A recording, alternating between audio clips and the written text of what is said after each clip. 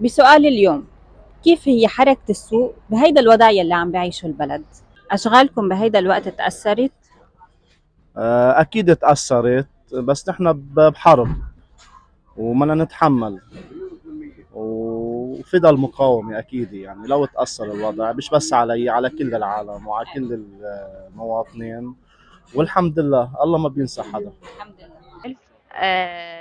والله تراجع البيع أكثر من 50%. أكيد نتيجة الحرب والعالم في أولويات، عرفتي، فتراجع البيع. عم ما في بيع، لا.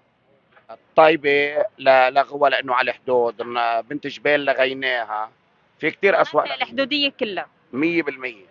باقي لكم وين؟ بس النبطية عم نجلاها. والله. مبدئيا نسبة البيع خفت بشكل كتير كبير. بعد الأزمة اللي صار الواحد يعني يحسب حساب، صار في حرب، مشكلة عنده أولوية. ف يعني بطلت العالم تشتري مثل قبل. خف البيع.